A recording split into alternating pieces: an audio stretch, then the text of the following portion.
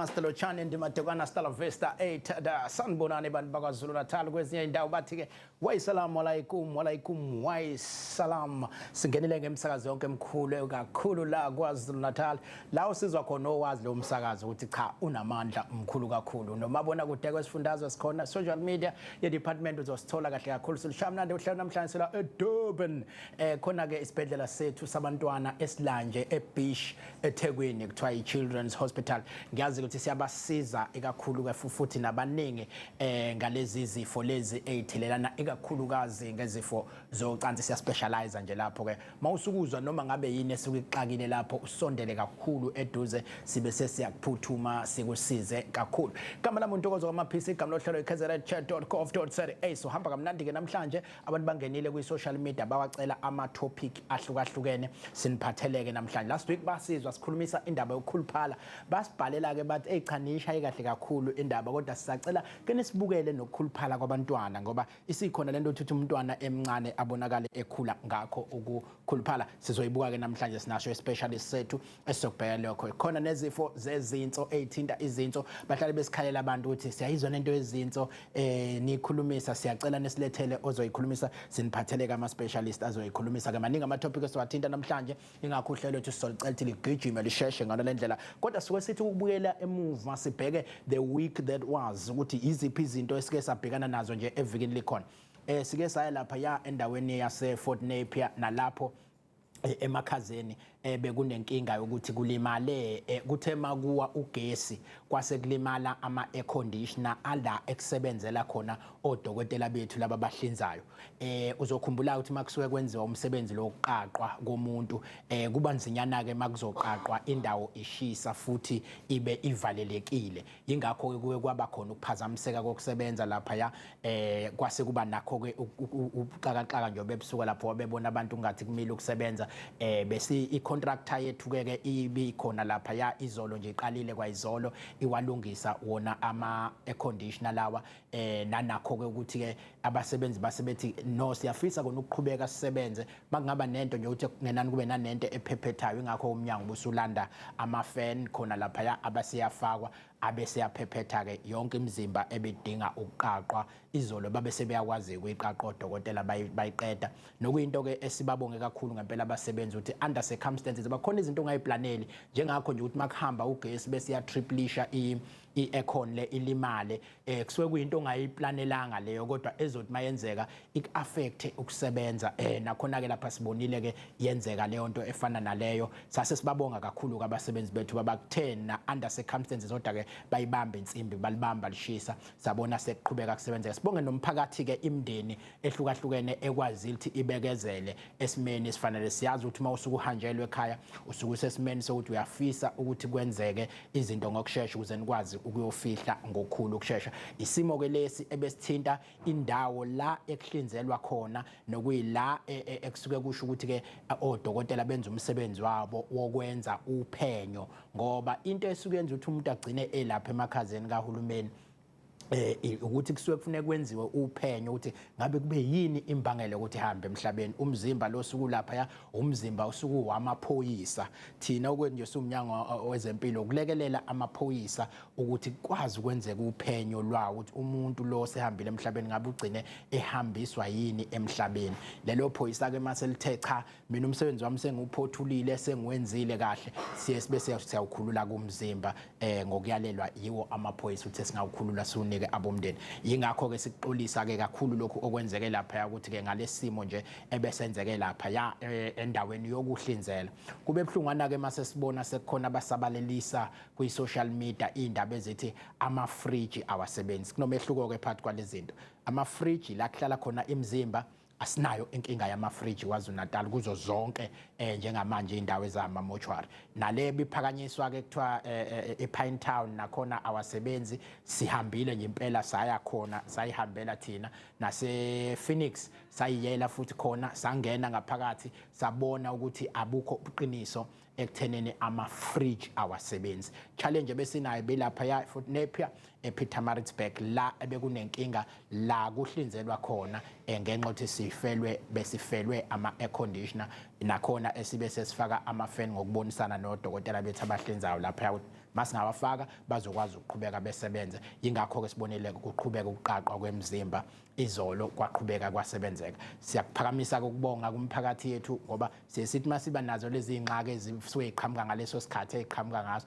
ngenxa kwesinye isikhathi ezingqinamba ezisuke ibangwa ukuthi zingaphezulu mhlambe kwamandla ngaleso sikhathi kodwa siyesibona imphakathi iqhubeka ibambisana nathi sisebenzisane kahle siqhubeke sisebenze kahle so siyethi nje kubantu bakwaZulu Natal amaphaphu phansi la ekuhleli khona imizimba emafrijini ethu ayikabikho inkinga njengamanje basikhuluma ePinetown ePhoenix kanye nakhona eFort Napier ayikho inkinga emafrijini kulezi ukusebenza njengamanje ngisho ukuthi kuqhubeka kahle endaweni yasePhoenix ayikho inkinga nasePinetown ukusebenza kuqhubeka kahle ilapha yayiPietermaritzburg la besilimale nje khona kancane ngenxa yesimo salendawo le ekuhlinzelwa kuyona njengoba ngichazi ebinenkinga kukhona ke kwezinye futhi indawo lesizwe kuphakanyiswa ukuthi kungenzeka ukuthi ngoba o service provider bakhokhelewe ingakho ama fridge engasebenzi cha asikuphakamisile ukuthi abukho ubuqiniso lapho siwumnyango nje wezempilo siqale la sicacisa ukuthi siba naye umuntu onjiniyela kuwo wonke nje ama-mortuary yethu osebenzayo ngaphansi kwakhona okwazi ukuthi makunenkinga noma ngabe yani uyakwazi ukuyilungisa kodwa ke uthole ukuthi lo engineer kwesinye isikhathi uyayifica inkinga ingaphezulu kufanele kutholakala iphathi ethile kufanele kwenziwe okuthile kulungiswe uye bese ke eyakwazi ukuthi ke kuthintwe o service provider bethu iningi labo thothi baneminyaka emithathu esinabo nje kuyi contract ngeminyaka emithathu umuntu oneminyaka emithathu ke ngisho noma ngabe unazi izingxaki zokukhokha ngaleso sikhathi uyakwazi asebenzisane nawe ngoba une contract nawe iminyaka emithathu uthi niyasebenzisana indaba yeinkinga ezikhona zokunqanyulwa kweimali zomnyango awukazi umnyango uyifihle indaba ezabekwa wabikelwa upremier wabikelwa upresident efikela ngonyaka odlule ezovula isibhedlela esikhulu utreasury okuyena osiphathele imali uyabikelwa ayikaze iphikwe inkinga zokuthi zikhona ingxaki ngenxa ukuthi imali elethwa ama budget cuts ayas affecta somnyango zempilo kodwa akumele ke bese lezo inkinga lezo seziyahlanakazelwa mase ithathwa seyisiwe emphakathini bese kubikwe ngazi ukuthi yonke into isimile nse njengoba sibona ke kuyaqhubeka abanye bayahamba benze ama video beyikhungwini benza ama video bezame ukwakha isithombe esingesisona ngomnyango ingakho ke sizocela ukuthi abantu bakwaZulu Natal siyacela ukuthi ngaphambi kokuba beconsume information noma besebenzise information abayithola ku social media uzokhumbula ukuthi inkinga enye nge-social media sekukhona abanye abantu abafike bezame kuyipolitiki ukuthi bayahluleka bese ke beya lapha kuyi-social media bese besebenzisa ithuba khona enye into ke nge-social media siyenzeka uyathola ngisho ukukhokhelwa mawunama likes amaningi noma kunabantu abaningi abaphawulayo so sekukhona ke abathanda ukuyisebenzisa lento yokuthi engazi ukuthi la kuyi-social media banabantu abaningi ababalandela bese bakha izitori lokho esikubiza nge-fake news ma-fake news ke bakwethu mawukuthi kulimala abantu abawu2 bese uthi wena hayi kulimala abantu abawu5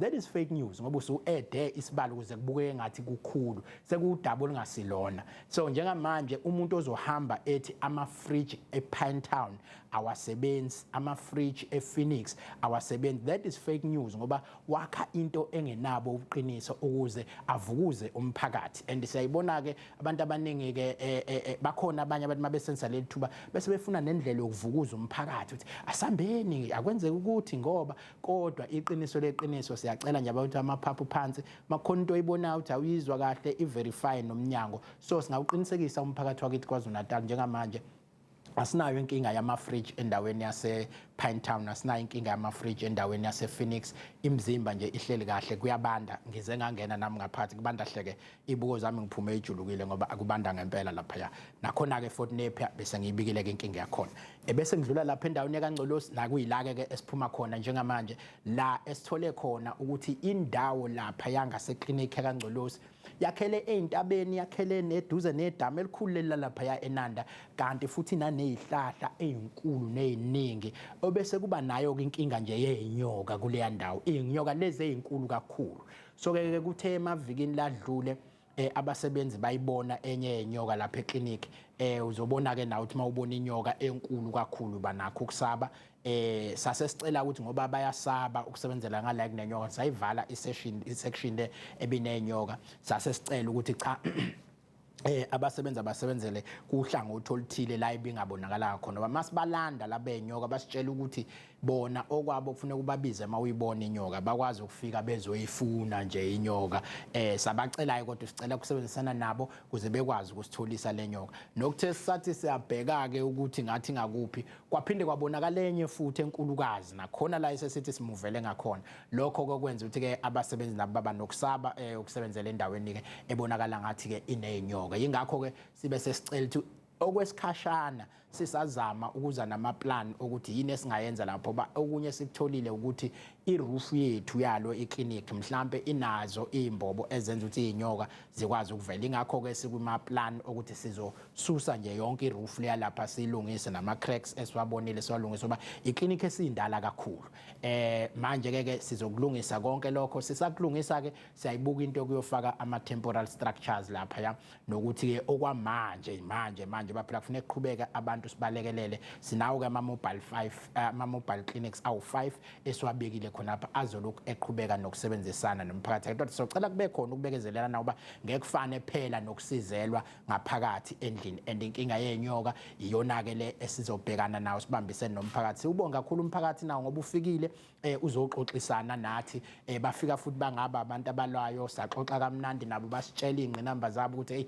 kwenza kube nzima mase kusetshenzela ngaphandle bacela siyisukumele ngokusheshsha indaba ukuthi kube khona nendawo eright yokusebenza bayithinta nendaba yemithi ukuthi ke njengoba kula ngaphandle kwesinye isikhathi imithi kufuneka ilandwe eclinic ngoba phela khona imithi engakwazi ukuphila ingekho efrijini kufuneka ihlaliswe efrijini manje njoba kuvalelekile lapha ngaphakathi mabi ilandwa eclinic le kuba kujana kakhulu so sizolakha ke uhlelo lokuthi kube khona indlela yokusheshsha isondezwe imithi le ekubonakala ngathi isebenza kakhulu khona lapha endaweni kodwa ngale kwalokho sibonga kakhulu kumphakathi ube khona nokhansela sisebenzisana kahle sibambisene ekutheni sizoya kanjani phambili siyayibuka nento yokuletha iclinic ezoba umahamba nendlwana lezindlu lezi esifike siyibeke lapho kwesikhashana ngoba sekucacile ukuthi lona uqobo eclinic kuzomela kube nje ne renovation eserious silungise kabusha ukuze sikwazi ukuthi ke kungabikho ukuthi nazo kuyinyoka njengoba kuyinyoka ezihlasele endaweni bese ziyagasela kakhulu ilezo ke ebesikade sibhekene nazo evikini nesithanda ukuthi sicacisele umphakathi ngoba bakhona abanye abafuna ukusebenzisa ithuba lezinto ezisuka zenzeka kwi department bese kugcina seyibikeka ngendlela seyihlanekezekeleka ngendlela obungekho ubuqiniso okuyibikeni igama lohlelo ikzn.gov.za elishayela untokozo kwamaphisi lishamnandi ke namhlanje sila eDurban eThekwini eGagasini ngizwa ngejubane lapha ya ku Facebook page yomnyango nakhona la abangenile ke abantu abaye bengene bencome abenze kahle eminyangweni hamba nje ngejubane ngiye kumfowethu lapha ulethu ukuthula Mthobisi Gazo othi ngicela ukubonga impatho eBluff Clinic kuProf Nurse Maputu professional kushuthi ufuna usho professional nurse uMaputu noma uMaphuthu nomunye usister lapho okwenziwa khona iBP ave benesineke nothando bayamazi omunye umuntu ave bengiphathe kahle izolo kade ngekhona hey ojabulela ulethu ukuthula Gazo angena usibusiso Buthelezi absolutely hayi umemezela absolutely nje usipha Mavanga uthi enkosi ngibonga abohlengikazi bonke eSPH eclinic banesineke banothando ngikhona ngilalela la usho ke igama lomsakaza silalela kuwo engeke ngisho ngoba sisakaza thina kuyo yonke imisakazo emkhulu kakhulu la kwaZulu Natal usipha Mavanga ngizoloku ngibafunda ke bakwethu abantu beloku bengenile nje cha bengishilo ke bakuthi ngathi namhlanje siniphathele ke wethu la specialist ozosibukela udaba ke manje besicelile ukuthi bacela ke sibuke eduze indaba yokukhuluphala kwabantwana ngithathele ithuba ke ngibingelele uSamukelisile Makhanya oyi dietitian lapha ePrince Mshweni Memorial Hospital ngithi nje asikubingelele bese sikunika ithuba lokuthi usitshele ubani wakwabantu wenzani la eminyangweni sawubona baba Maphisa sanibona balaleli nonke uSamukelisile Makhanya ngokusebenza ngu-dietitian njengoba sekushiwo emshiyeni so yilokho nami engikwenzayo njengamanje bawunga ngithatha ungibeke nje umuntu ekuthiwa i-dietitian wenzani yini i-dietitian u-dietitian ngathi umuntu osebenza ngokudla nezifo nobudlelwane phakathi kwalezo zinto zombili Kujulileke ngoba siyabheka ukuthi kwenzakalani emphakathini, mhlawumbe ukudla ku-affecta kanjani emphakathini. Siyasebenza nasesibhedlela mengenza isibonelo nje mekukhona umuntu odutshuliwe, mhlawumbe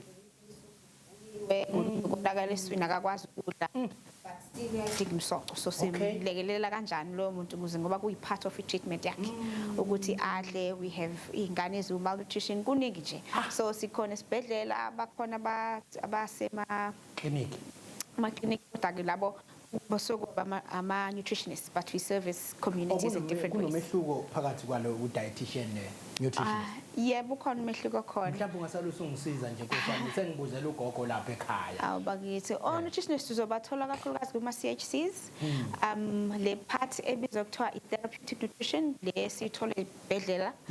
Bona kusiyiphatha abagxilayo kuyona. So bona bagxila kakhulu ekusizeni umphakathi ey'khungweni zomphakathi. Thina siyasebenza emphakathini kodwa futhi siyagxila nasey'bhedlela kulabo aba-admithiwe. Okusho ukuthi la ku-dietitian iy'fundo zethu ukuthi thuthu noma into efanayo kodwa ama-streams ahlukene. Kucishe kufani kodwa ngoba ngisho injuli iyahluka uma ususebenza nomuntu ogulayo phakathi esibhedlela he. So ngathi mhlawumbe cishe kufani kodwa ukujula kufani ngenxa yezidingo zabantu esibasebenzayo.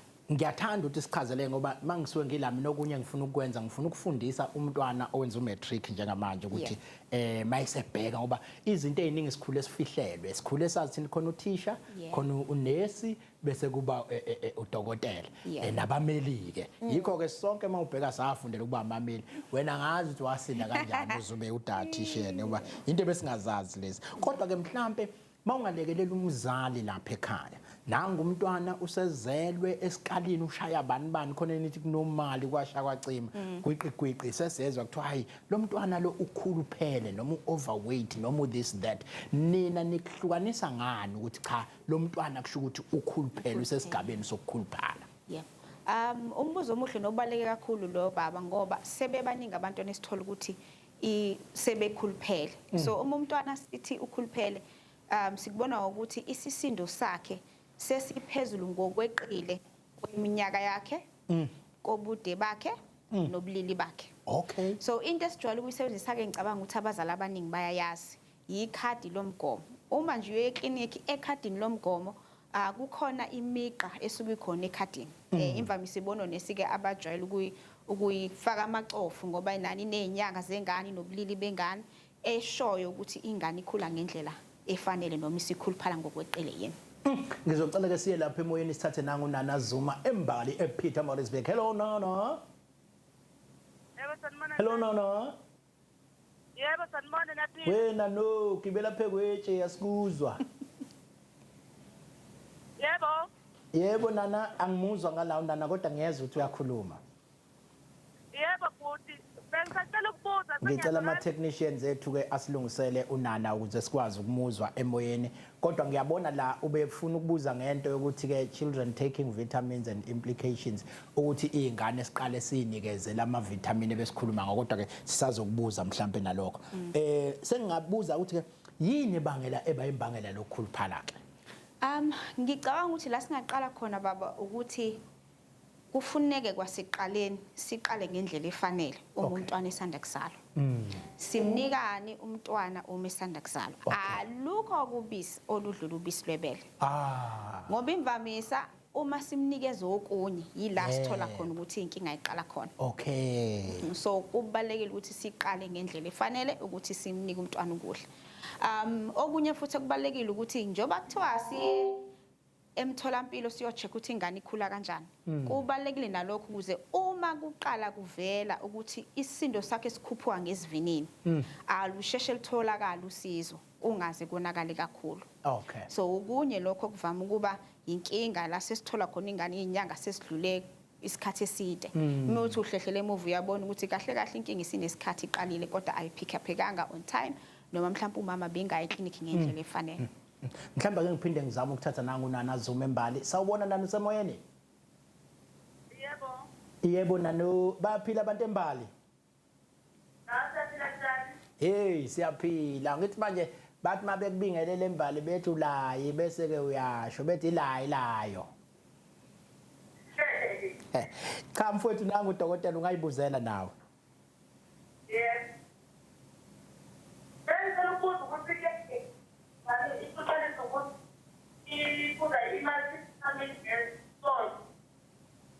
Yeah. Nokudla lapha.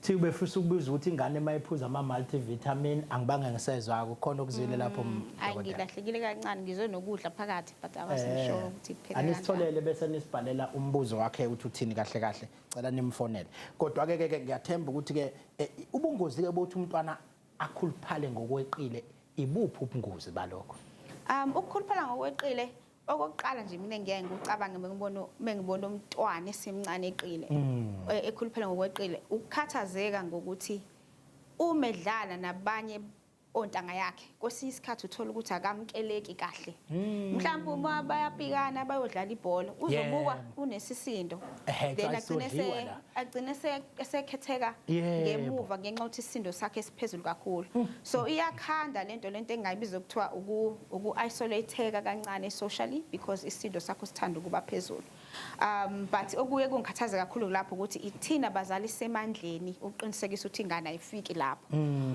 so okunye futhi ukuthi uma lokukhuluphala singakulwi noma singazama ukulungisa kuse-early kuyazala izifo lezi esibiza ngamahlala khona o-BP isifo sashukela inkinga yenhliziyo usenenkinga yokuphefumula ngenxa nje ukuthi isisindo sakhe singaphezulu kwalesi kumele ngabe umntwana uyisona ngiyabona ke ukuthi unana bathi ubebuza ukuthi kuyenzeka yini ingane ikhuluphaliswe multivitamins ngoba ngiyacabanga phela khona abanye abacabangela ukuthi ukudla kulaya nginayisho ngoba simgqisha nje yonke into edliwa mhlawumbe kudla uphuthu njalo la ekhaya abese gcina yena azama multivitamin one ngizocela mhlawumbe sibheke ubungozi bawo emntwaneni ukuthi kulungile into umntwana nje umphilise multivitamin two kuyenzekani ke gcine sephuma esandleni ngenxa yawo multivitamin njengoba ebuza unana ngokujwayelekile noma ngokwazi kwami ama-multivitamins awami ukukhuluphalisa umntwana kodwa into kwesinye isikhathi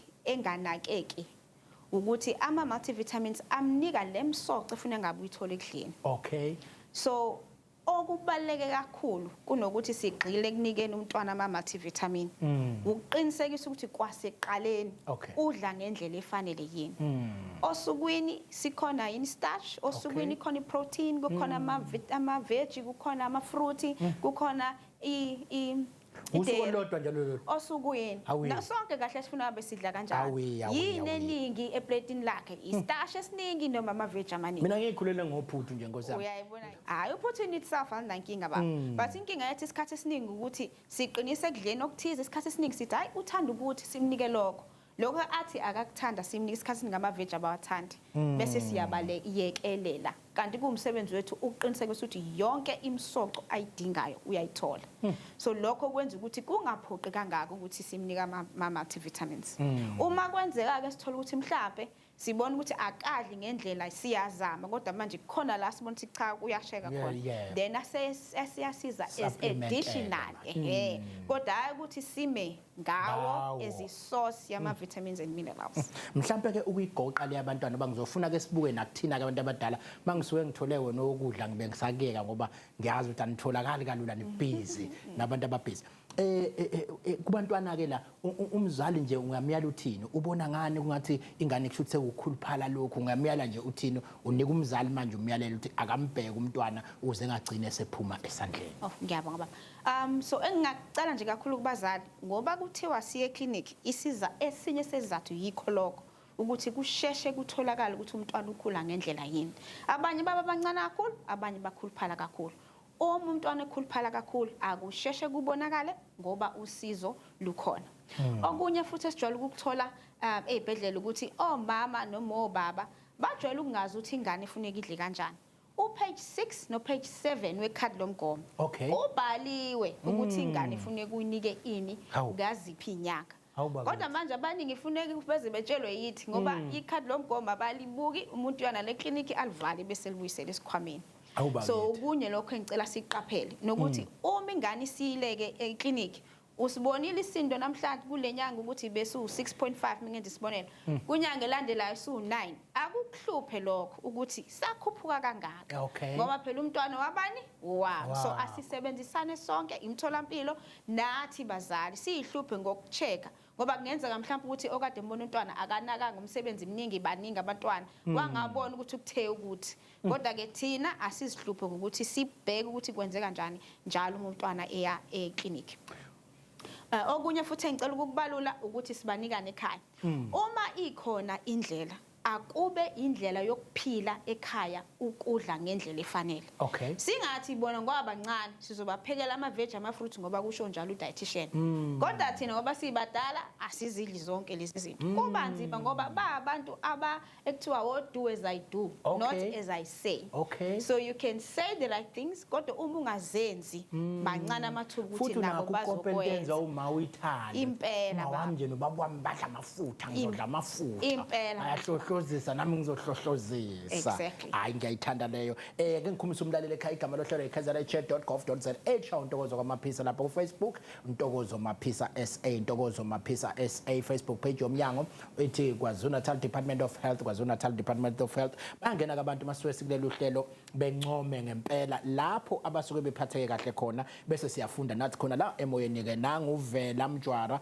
uthi ngidlulisa ukubonga kuma nurse nodokotela base Victoria Mxenga Hospital kakhulukazi Ward S4B kade ngilele khona ensukwini ezintathu siyokwenza iCT scan impatho nenhlonipho abanayo iyatuseka ikakhulukazi labo nesi asebeqedile ngeminyaka bayayiphila ibatho opele kukhala phaya uvela Mjware nge Victoria Mxenge bekade kuyi King Edward sekuzoba unana Mlotshwa uthini ke mina patient yaseMagandi Phoenix ngithi kumama nomagugu hayi ngiyabonga kakhulu ngestaff sakhona ave sibaphatha kahle abasebenzi sithi nje keep it up to all the staff sasemahatma Gandhi bese kuzothi ubusisiwe bekusho lapha unana Mlotshwa ubusisiwe Cynthia uthi danko siyabonga kusibedlela Catherine Booth Hospital Salveshe ngafika ebusuku Sunday ngigulelwa ingane abaqaphi esangweni bangiphatha kahle nase OPD abahlengikazi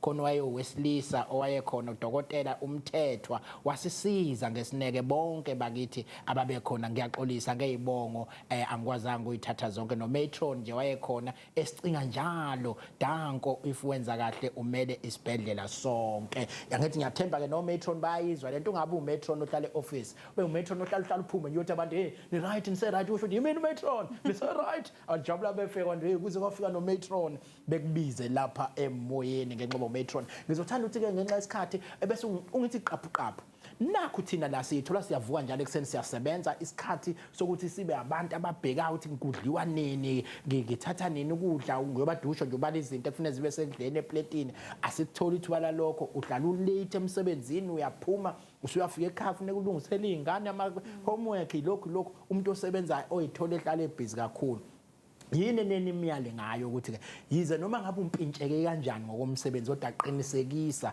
ukuthi ke ekudleni kwakho nakho ukudla okunempilo ukuze ube ne-healthy lifestyle ungayithola usuba nezifo ezicathamelayo singekho isidingo ikuphi umyalelo ngempela ongawunika nje umuntu one-lifestyle esheshayo ngenxa yomsebenzi if kuziba ngaseyintweni ey'thinta ukudla ngiyabonga baba and unfortunately iningi labantu bayaphoqeleka ukuthi baphile kanjalo ngenxa yesikhathi esiphila kusona engacela noma engakusuggesta esimeni esinjalo ukuthi ukuhlela isikhathi sisekhona ukuthi uzodlani yikona okungasiza kakhulu ukuthi kuvimbe ingozi uthola ukuthi mhlambe isonto lonke ngibhizi kodwa ukhona ama-hour ambala ngoSaturday la ngingakwazi ukupheka khona ngifreeze izinto engizokwazi ukuzidla for example lo curry some stews uyakwazi ukupheka bese uyafreeze amanye amasalad ungaliprepare namhlanje and eat it over 2 days ususa right efridge for example so ukubheka izinto enjalo ukuthi ikuphi engakwenza in advance ukuzilekelela ukuthi mase ngidinga ukudla at least kukhona ukudla okunempilo khona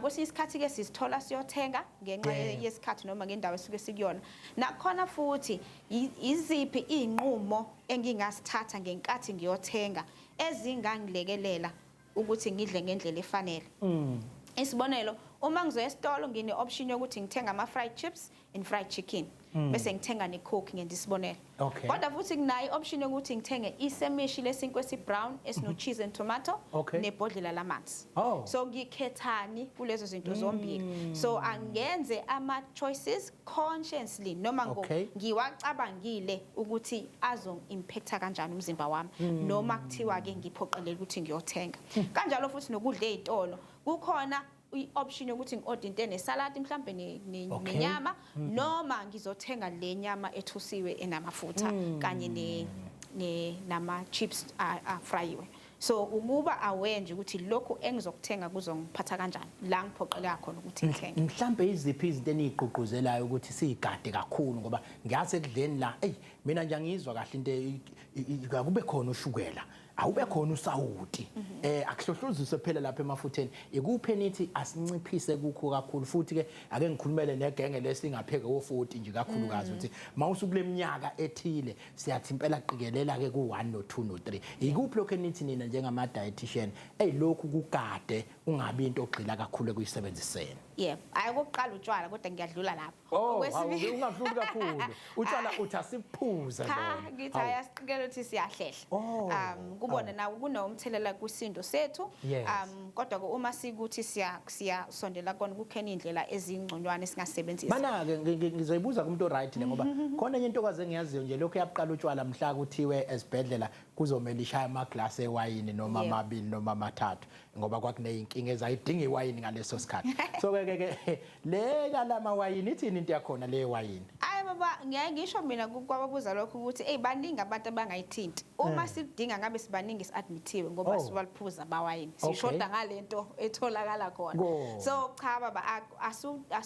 asiwadingi amawayini emzimbeni wethu okunye futhi kuya kungikhathaza ngalokho ukuthi kumuntu oza nalo mqondo kukhona ipossibility ukuthi seku entry point in consuming alcohol you see so again cha bonke phela vele igcuma kanjalo athi kwasho udokotela sesiyaqala manje kanti bese ngaqonda noma ecela kubaba ngicela ningakhohlwa iwine lami la dokotela bese kuyonakala ngoba isikhathi asekho ngakumina ngicela ke ukungisize nansi ye-gastro bypass lokho beyibuzile abantu khona umuntu othola ukuthi unesisindo kakhulu emzimbeni wathi bese ekhetha ukuyokwenza i-gastro bypass iyini ebese ke usitshela ukuthi na ngabe yinto eniyeni igqugquzele yini nina njengabantu abaphethe izinto zokudla akusiyo ifield yami engathi ngigxila kuyona ukuthi ihamba kanjani mebeyenza kodwa uma ngizama ukuyi-understand noma ngoyi-understand kwami la benciphisa khona usize wesisu sakho ngenxa yokuthi isisindo sakho sesiphezulu ngokweqile ukukulekelela ukuthi isisindo sakho sehle if kune-support ne-monitoring i-right ngicabanga ukuthi into engenzeka kodwa ngenxa yokuthi i-surgery nayo maningi amathuba ukuthi kube nama-complications ahambisana nokuthi wenze uqhaqho njengoba kade sisho yebo okunye futhi okukhathazayo ngayo kancane nje nezindlela ezinye siyisebenzisayo zokunciphisa isisindo ukuthi akusifundisi ukudla ngendlela lento indlela ade ngidla ngayo eyenza ukuthi ngigcine ngikhuluphele angikakafundi ukushintsha yona kahle kahle asemaningi amathuba ukuthi ngiphinde lokuye futhi ngiphinde ngikhuphuke kwisindo kanti if ngi-adjusta my lifestyle in totality ngingawa-sustain ama-results okwehla kwe-weight nginga-sustaina futhi nama-results ami over time without going through surgery kuhlale kumnandi uxoxa nawe yazi ngiyakubona amanye ngathi ngaxoxa nawe kuze kusho samkelisiwe kwamakhanya siyabonga kakhulu ngesikhathi sakho siphe sona ngesikhathi samanje sokukhuluma ngejubane ke manje siyothinta into yethu ethinta izinso ngenhlanhla ke bathe bazosilandela udadewethu la oyisurvivor naye ke ophila nazo izinso ngiyathemba ukuthi ke sivumelene ukuthi ukhululekile nokuxoxa nathi awunayo inkinga yokuthi sikwazi ukuxoxa nawe sisizanele Ntuli mangositshela ukuthi ubani abantu suka kuphi igama lami mina nguzanele waKaNtuli ngisuka kwaEli kwaMashu esimashwini esinqawenqaweni kunjalo isakhula kuthiwa bayashana osisi bakwaMashu ungajoli nosisi wakwaMashu akubo bonke wena uyilo wayithambele nje hayi ngangiyithambele nje enkazi siyabonga mhlawumbe ngakusibeka esithombeni waze nini ukuthi unesifo sezinso 2020 ngathi ngo2020 waze ngo2020 ngoba siyafisa ukuthi abantu beunderstand ukuthi mayisuke naye thola akusiyena kuphela ukhona nomunye okwazi ukuphila nento efana nayo le yokuba nesifo sezinso mhlawumbe ngizoke ngithathe nangu uMusa lapha eNewcastle semoyeni usemoyeni sawubona Musa yebo usibona njani siyaphila mfowethu singezwa kuwe Phela bengifisa ukudokotela endabeni yayo kule dietitian yokugada ukudla ngoba akuwona wonke umuntu onamandla mhlawumbe ukuthi akwazi ukuthenga zonke lokudla lokho okudingakalayo. Mhlawumbe bayithola bedla ukudla okungenakho ukuphila but bakuphalisayo kodwa ikona kudla lokhu abane-access kuyona. Mhlawumbe azinike iy'ndlela noma-ke ukudla okungakwazi ukuthi nabantu ba-afford okunempilo okungabanike noma izipho ezinye zey'ndlela abantu abangakwazi ukuthi-ke besebenzise ukuze badle ukudla okunempilo imifino amaningi abaqobo ngoba abaningi thola ukuthi sidle isitashi nje kule buyibeka epapa umuntu udla ipapa amazambane isitashi sonke kodwa ibona vele lokho abakwazi uku-afford indlela ey'lula mhlawumbe noma-ke ey'ngalekelela ukuthi abantu bakwazi ukudla ezo. Okay, nokhona insizwa la ethu ukhabazela ezothatha inamba yakho bekuthinte nayo udietitian ngoba uphume esegijima sebembizile esibhedlela njengamanje kodwa bazokuthinta naye bekuchazele kahle kodwa mhlawumbe kuyibeka nje leyo ngoba isikhathi esiningi mayikhuluma ama dietitian lohlele ngiyanotice ukuthi baveza ukuthi lokudla thina esikuthengayo isikhathi esiningi ikona lokho okungenayo emsoco kodwa lokhu okutshalwayo othothi kushibhile futhi izitshalo umfino ngeke ungitshethi mawukwazi ukuthenga uhlobo oluthile lenyama ehlohlozisiwe ungahlulwa ukuthenga imfino so imfino nalokho okuqhamuka emhlabathini ikona okunemsoco eminingi okumele ngabe siqinisa kukona bese uba nendlela ke yokubalansisa futhi ukuthi inyama nayo wathi uyibalansise udle nesitashi kubalance kungabi nokuningi emzimbeni ngoba into umzimba olwa nayo ukuthola okukodwa kukuningi ngoba nakho kugcina sekwakha ubutha emzimbeni. Ngiyabonga kakhulu kodwa bazokuthinta ukhabazela nayo udietitian bakuchazele even further. Khabazela ngiyacela ukuthi sibenze loqiniso simthinta umfowethu uMusa lapha eNewcastle. Besayixoxa ke indaba nodadewethu kaMnandi la esibeka ukuthi isifo sezinso uthe mayisethola ke ngo2020 kwenzakalana emqondweni wakho basiyafisa ukuthi ke ukuthatha umuntu umbeke ekhaya nawe uzothola namhlanje unesifo sezinso. Kwenzakalana emqondweni wakho mawuthola unesifo sezinso? Angifuni ukugamba manje ngoba kwakuyisifo engangasazi futhi engakaze ngizwe ngaso kwangidida ukuthi isifo sezinso kwathi noma sengichazeleka ngaso ngase ngoba bengumuntu one umuntu ongaliphuza utshwala yebo bengumuntu owekhanzela uyiphuzela amanzi yebo kodwa pho kanjani ngisithola kanjani lesifo bangikwenza konke lokho kuthiwa afanele ukwenze uyasigwema lesifo kodwa mina ngasithola kanjani kodwa ngathi mawukuthi udokotela engichazela ngokwenzeka ukuthi kahle kahle wena zikuphethe kanjani ngoba izinto ehlukene kaningi okay omunye umuntu izinto zimphatha njengoba kuthiwa nguphethe izinto omunye umuntu uthola ukuthi kuthiwa seyifeyilile seyifile omunye umuntu njengami ngathi udokotela zami izincane ayisafunction ngendlela efanele zenze ngayo yebo yabona nje mina bengitshela nje umuntu okuthiwa uphethwe izinsi ngoba seyifile noma ngoba seyihlulekile kuyenzeka zibe encane kuyenzeka zibe encane njengami wazi udokotela lapha nami mhlawumbe zami encane nje bakithi ngizoke ngifuna ukuyobheka ukuthi izingakanani manje mayithi incane ukhuluma ngobududla noma ukhuluma ufuna zibe isidudla mhlawumbe cha ngichaza ukuthi uchaza ukuthi umsebenzi efanele ziyawenza emzimbeni ayisawenzi ngendlela yakhona sezihamba kancane okay mhlawumbe ke dadewethu kuyishintshe kanjani ukuthola impilo yakho ukuthi senginale kuyishintshe kanjani impilo yakho kuyishintshe kakhulu ngoba umuntu obesebenza mina futhi umuntu obesebenza esitolo ohambayo isikhathi ngobe ngu-supervisor yabo ufika umzimba ngawuthola ukuthi usubuthanga ngendlela ukuthi ngeke ngisakwazi ukusebenza sekuphoqa ukuthi kufanele ngihlale ekhaya and ngumuntu owumama oney'ngane awubakithi izinto ey'ningi bengikhonza ukuzenzela kakhulu ngulo muntu uzobe ekhuthele kakhulu ngoba ngisho ekhaya bengiy'bambela njengamanje sekuthi uma ngenza into ngenza ngicabanga ukuthi umzimba awusafana phela ukuze ungawugqilazi kakhulu mhlawumbe ke wena ubusufikile kulesigaba lesi sesizwe kuthiwa se-dialysis and mawungasibeka esithombeni kuyini lento ekuthiwa i-dialysis hayi sengifikile kusona leso sigaba se-dialysis okay i-dialysis ngingachaza ngakuthi nje umshini esuke sifakwa kuwona angithi njengamanje ngoba mina ngumuntu ophethwe izinto umuntu osuke ephethwe izinto uchama ngasachami ngendlela ejwayelekile njengawo usuchama umchamo omncane kuyenza komunye ongasaphumi at all kwabanye abantu abasachama akusachameki nhlobo manje sikhuluma ngalomchamo lo wamanzi lo okay nje umchamo ojwayelekile awusaphumi komunye umuntu akasachami yebo lokho kudala ukuthi ugcine ngamanje ungasaphuma umchamo uya ngokuvuvukala umzimba okay njengoba ungasaphuma ngithi fanele ukuphuma uphuma uyavuvukala ilapho singena khona nge-dialysis sekufanele uhambe ku-dialysis bakumompe lamanzi oh yeah angithi izinto umsebenzi wazo uklina igazi ukuchamisa njengamanje kumele kusenzeki kunika bese ziyachamisa futhi ziyachamisa ziyakwenza ukuthi uziklina igazi ukwazi nokuya etoilet endlini yangasese ngendlela e-right lokho akusenzeki ngendlela efanelekile lethiwa siya kwi-dialysis i-dialysis isuke isiyoklina konke lokho ikhiphe lokho ngcolo faka bekuphume okukhishwe izinto lezi zakho engasasebenzi ikusiza lapho ugcina kwenziwa kangaki lento ye-dialysis abantu abafaniki mina njenganje mina yenziwa kabili esontweni abanye abantu yenziwa kathathu esontweni okay mhlambe ke umlayezo onganika umuntu namhlanje nje otshelwa namhlanje uthi nakho uphethwe izinto mfowethu ungathini umlayezo wakho engakusho nje kuyena ukuthi ayikho into abayenza ukuthi mawuthola nje namhlanje kuthiwa uphethwe izinto kubalekile ukuthi ukwamukele uyinike isikhathi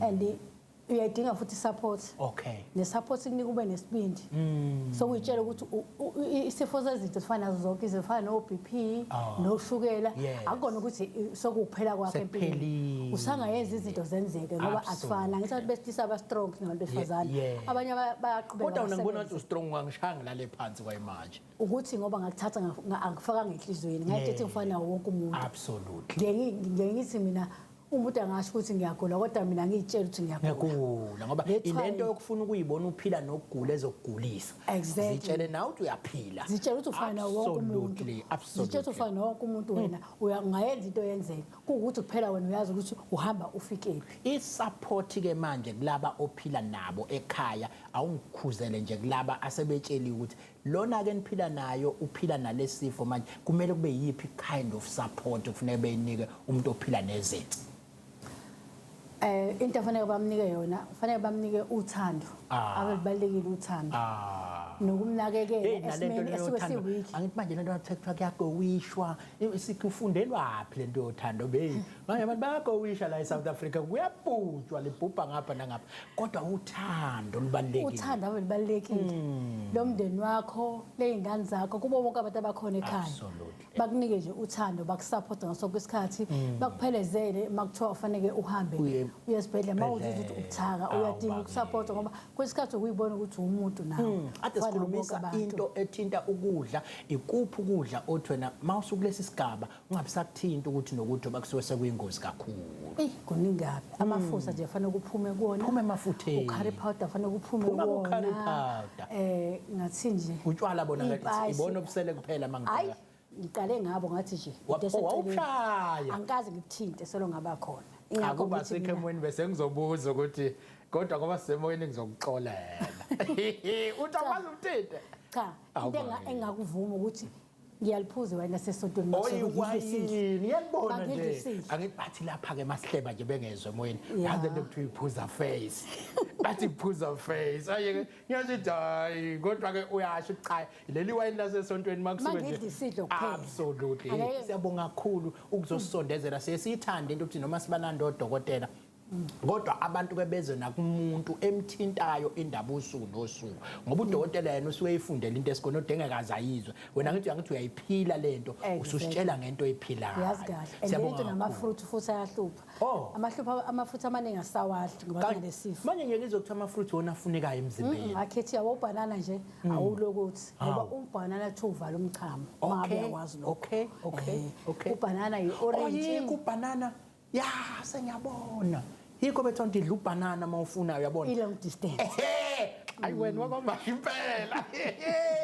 absolutely cha ngiyayithanda ke okunye mhlambe nje ususivalele besikhathi esesingishaya 3 minutes ubungathini umlayezo wakho ogcina nje unika abantu emakhaya ukhonzeke phela nakubantu esinqawanqaweni okay engakusho kubantu ukuthi abantu abayinakekele. Yes. Futhi abantu fanele into afanele bayazi ukuthi abantu abangathi abantu ukuthi fanele uphuza amanzi kakhulu ukuthi ungabe lezi. Izinto ziyakuphatha ngisho ukuthi amanzi waphuza kangakanani. Okay. And futhi mase unezinto kuwesa awusawaphuza futhi amanzi. Oh. Fanele uphuza into encane. Okay. Ngoba ngisho uphuza nje fanele uphuza into encane ukuthi nje thasi wenze ugwinye iphilisi. Phela awuphuzeli ukuthi amanzi agcwale isisu. Ngoba even ngisho ukudla.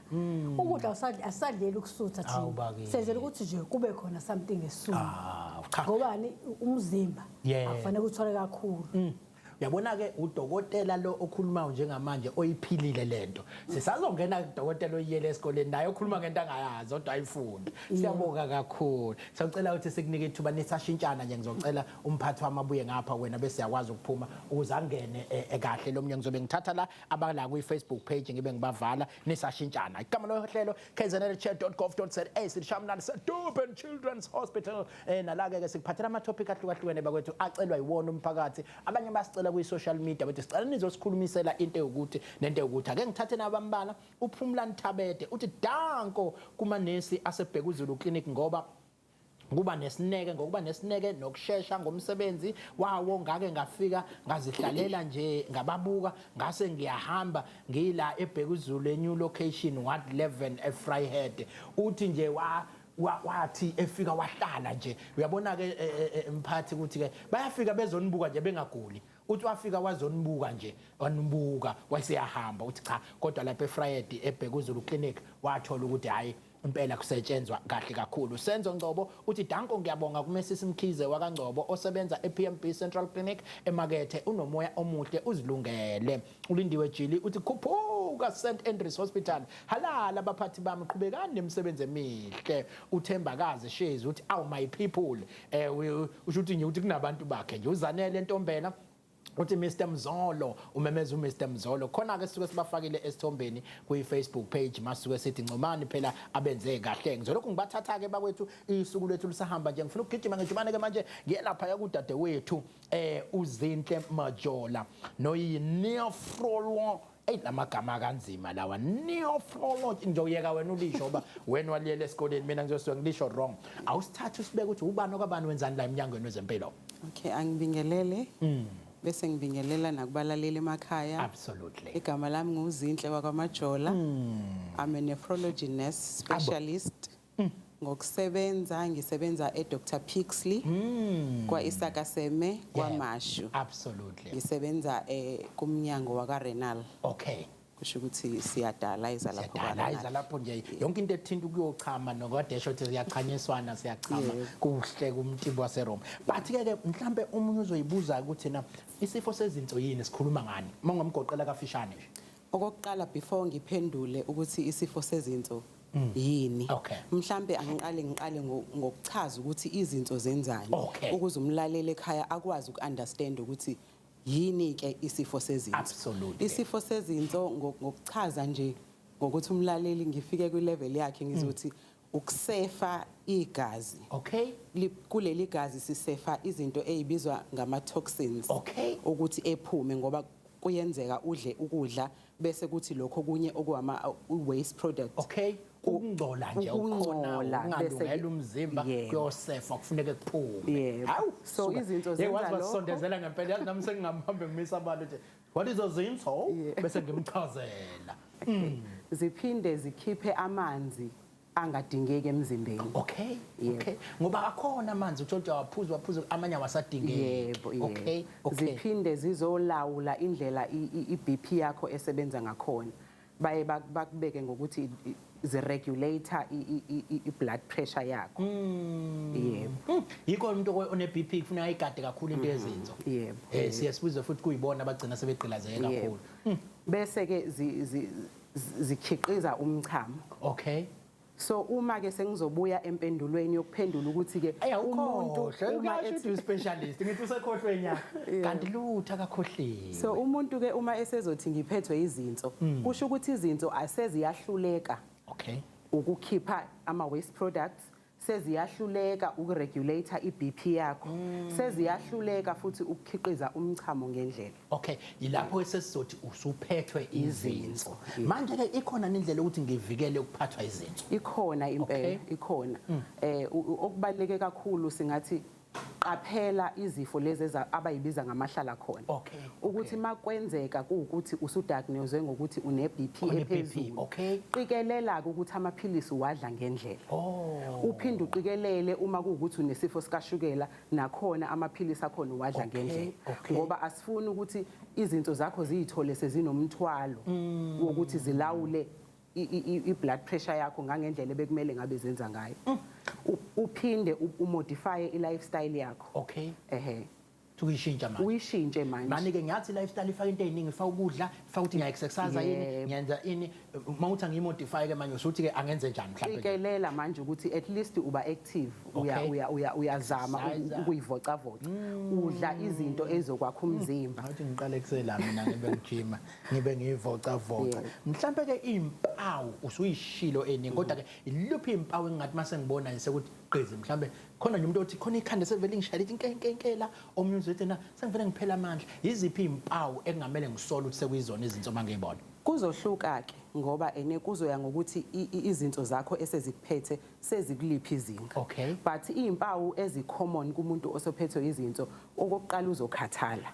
Umzimba wakho usuyakhathala useba ne-nausea, i-nausea ezolandelwa ukuphalaza. Hayibo. Ngoba manje omunye umthola ukuthi akasenayo i-appetite. Bese kuba ukuthi iBP yakho njengoba kade ngithi omunye womsebenzi wezinto ukuyiregulator ukuthi ibe kahle iBP yakho. Usuzothola ukuthi yakhe iBP isiphezulu ngenxa yokuthi izinto zakho seziyahluleka. Omunye ke uzothola ukuthi unomchamo omncane makuwukuthi izinto zakho bese ihambe ibanga elide kakhulu zenza umonakalo awusachami at all. Njengoba desha udadewethu. Njengoba kadesha udadewethu. Kusho ukuthi usawudokotela lo uthuna nemqashe la kaHent azobamba lapha nalapha ukhulumisa indaba yotshwala athi ke abusabuthinta mawusukuthi ke inithini nina ke esigabeni into yotshwala neyikhulumisa nithi. Asikhuthazi ngempela indaba yotshwala ngoba utshwala benza ukuthi isifo sezinso kunokuthi silawuleke siprogresse kakhulu. Kusho ukuthi ke nje kunokuthi wena uthi uyayiphilisa uyayibulala kakhulu ngenxa yokuthi uphuza utshwala. Manje mase ngitholile nakho nezinto sezikhona ngiphuma ngibhekephi? Uphuma uye emtholampilo. I-stop sakho sokuqala esokuya emtholampilo. Ngenhlanhla sinemtholampilo right la eKZN okwazi ukuthi ufike ubonwe amanesi akuchecke izinto ezikhona emzimbeni wakho bese yakurefer makuwukuthi bayahluleka ukuthi balungise inkinga at a primary level. Kusho ukuthi nje zwana nomtholampilo uma ubona ukuthi kukhona okungahambi kahle whether izinto noma ngaba kuzona izinto. Ngithandile ukuthi udadewethu bekhuluma ngayo into emphethe ubukhona ekhuluma. Kukhona mhlawumbe ofisa ukucorrecta kwakushilo noma ubona ngathi cha nayo behamba kulokho enikhulumisana nakho. Mhlawumbe engakulungisa ngokwe diet. Ukuthi kwi diet ubanana lo athi awusawudla inhlobo ngenxa yokuthi umchamo usuyawuqeda. Ubanana kunento ethola ekubanana edingwa umzimba but ngenxa yokuthi izinto zakho ayisakwazi ukusefa leya potassium ekubanana sisuke lapho sesithi sicela uqhelelane nobanana ngoba inkinga ezolandela upotassium uma ukhona emzimbeni izinto zihlulwa ukuthi ziwusefe uzokwenza ukuthi inhliziyo yakhe izoshaya ngenye indlela indlela irregular engekho right bese kulidela ko cardiac failure. Uyabona ke manje ngiphethe specialist wena ngulande njalo leli gama le specialist liyasetshenzelwa ngiyafuna ngelanga uzongithatha through ukuthi suke sekwenze njani mawuso specialist but ngenxa yesikhathi ngangifuna nodadewethu la angabe sasithola isikhathi esanele ngoba basicelile la ukuthi sizokhulumisa iglaucoma ngoba ngomhla ka12 kuMarch kuba iWorld Glaucoma Day. Ngenxa yesikhathi ngathi ngiyayibona netopic inkulu ngizocela usitshela nje ubani okwabani wenzani la eminyango yena. Oh, mina ngiyabingelela mphathi wohlelo. Yes. Mina Dr. Nombuso Mathe, ngiyi-Chief Specialist and i-Academic Head. Namhlanje ngishaye ngeinkalakatha, Chief Specialist. Ayinengichaza kodwa ngithanda ukuthi abantu besifazane sihleli thina abantu besilisa ababhizi bayafunda, bayaspecialize. Yes, cha qhubeka ngiyaxolisa So ukuphazamisa. ngiyi-specialist ophthalmologist, uchwepheshe wamehlo. Kanti ngiyi-specialist sakugula lokwe-glaucoma. Amehlo. Yebo. Mina nje futhi yabona noma ngifaka ibuso ubonile le ibutha ayisasebenzi le. Seyiphelele umuntu yabona kwi-client yami lokho ngizokusebenza. Yini glaucoma? So i-glaucoma ukugula komthambo wehlo. Okay. Mhlambe ke angilandele nami ukuchaza kubalaleli ukuthi umthambo wehlo iyona part yelihlo elekelela ukuthi umuntu akwazi ukubona. Ngibangimemeza emakhabathi abakuzo soft. Ngicela ushaye njenge-shop steward voice lapha enyonyaneni. Uthi ukulithi nje kuliphosa izwi. So lento esithi ukubona kuhambiswa umthambo omkhulu. Esithi optic nerve. Umthambo lo uhlanganisa ihlo nobuchopho. So ukugula lokwe-glaucoma ku-affecta wona umthambo lo. Uwenza ugcina ungasebenzi, umuntu agcine engasaboni ngendlela engalungiseki. So ukugula ke okubi kakhulu uma kuphuzile ukuthi kutholakale ngoba asikwazi ukukulapha, asikwazi ukukubuyisela lokubona lokho mhlambe okungasekho. Okay. Mhlambe mangisondezela ugogo ke manje osekhaya. I-glaucoma yini ukungaboni emehlweni noma nje usushitha umthambo othile but unikubiza ngokuthi nje kuyini mawutshela nje ugogo cha gogo usune-glaucoma ke wena ngoba nakho. Mina mangichaza ngithi ukugula komthambo okuhambiselana nomfutho ophezulu ehlweni. Bakhona abantu kodwa abangabi nomfutho ophezulu. So ubuningi babantu baye babe nenkinga yomfutho. So njengoba sithi ukuthi kunomfutho wegazi, blood pressure, kune pressure ehlweni. So ikona lokho ke umfutho kwabanye ube phezulu kakhulu ucindezela umthambo. Ngendlela ke ewulimazayo ugcina ungasasebenzi kahle, umuntu egcina engasaboni ngendlela engalungiseki. Nezibuko azizukulekelela ngisho neoperation uma ungasaboni awuzukwazi ukulekelela ngenxa yale glaucoma. Mhlawumbe impawu zayo ngathi yini ke manje? So inkinga ekhona kakhulu ngako lokugula ukuthi u50% wabantu abezwa lutho, ababoni lutho. Uma sekukhona sekubonakala kungaqala ngokuthi mhlambe ukubona kushintshe. Kungashintsha ngendlela ezihlukeneke futhi. Khona abanye abantu baye babe nobuhlungu ehlweni, abanye baye baphathwe yikhanda, but njengoba ngisho ukuthi ubuningi babantu ababi nalutho. Akubi nalutho, ubona nje seyiqimba. Sekungasaboni kahle. Ukuthi ke ngamafushane uzothi wena asihlale siyi-check. Yebo. Impela kukanjalo kakhulukazi uma umuntu one-history noma kwaziwa emndenini ukuthi kubukhona lokugula lokhu kwe-glaucoma ngoba into ehambiselana ngemndeni. So kubalekile uyahamba nangakofuzo ukuthi ekhaya khona wayenayo. Yebo. And ukuhlala ke sicheckile. Dala sasithi umuntu kufanele aqala afike ku-age ya 40 sesiyabona ukuthi akunjalo. Kakhulukazi ke la eNingizimu Afrika ubuningi babantu baye baphathwe i-glaucoma ngaphansi kwe-age ya 40. Musa wena.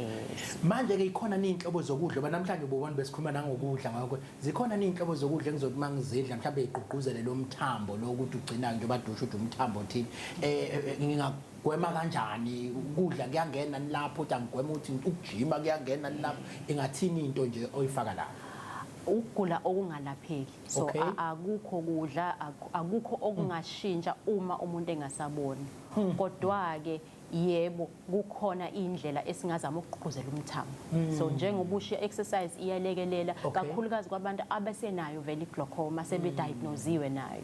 Kuyalekelela ukuthi mabe exercise sithi 3 times ngesonto u30 minutes ukuhamba nje ubuwalker nje awudingi ukuthi uzulifte izinto eziheavy cha. Just i-exercise enyakazisa umzimba negazi ishayisa inhliziyo kuyalekelela nje ukugqugquzela umthambo. Absolutely. Abanye ke bazoyibuza abantu abadala bahlala bathi ufuna ngiyosusa ungwengwezi yini umehluko phakathi ko-glaucoma lo kanye ne-cataract lokho kususwa kungwengwezi? So njengoba bese ngishilo ke i-glaucoma ukugula komthambo.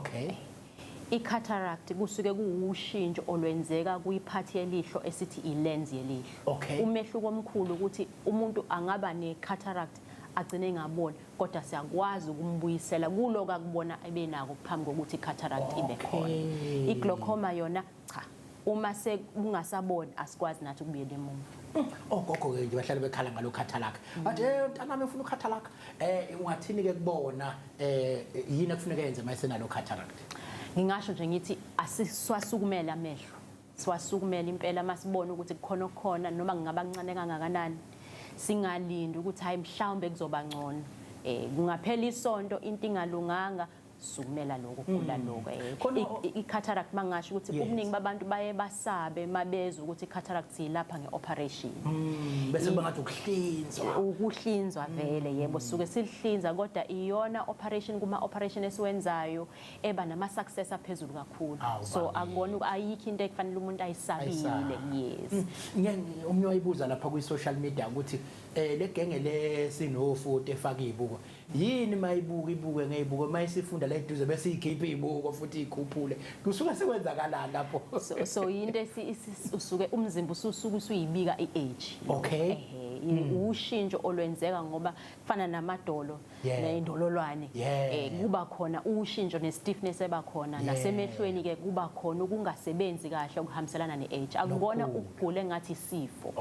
ushintsho nje oluba khona kanti ke nezibuko ke ziyalekelela ukuthi ukwazi ukubona masithole umuntu oyispecialist sithi siyacela usalusa usipha nje nemessage enidlulisela kubantu ngezinto ezithinta amehlo kulesigaba sokuphila nesigaba sonyaka awusidlulisele nje message yenu kule lentuza yenu ifaculty yenu so siyafisa nje ukuthi ababuki nabalaleli bangawasukumela amehlo abo kubhlungu ukubona umuntu esemusha engasaboni ngoba ukubona kunga affect kuphela lokho kwenzayo ku affect nomsebenzi ku affect nokudriver ziningi izinto ezithintekayo uma kukhona into ekuvelelayo emehlweni hamba uye kwikliniki noma kudokotela uhlolwe kube ngcono ukuthi wazile ukuthi inkinga yini nokuthi uhlale lento ufike sekonakele mhlawumbe nathi sesingakwazi ukukusiza usizo lukhona sikhona yes abantu abakusukumele nje ukugula kwabo ngiyazi ukuthi isoke lijulile libanzi yikho uyispecialist seso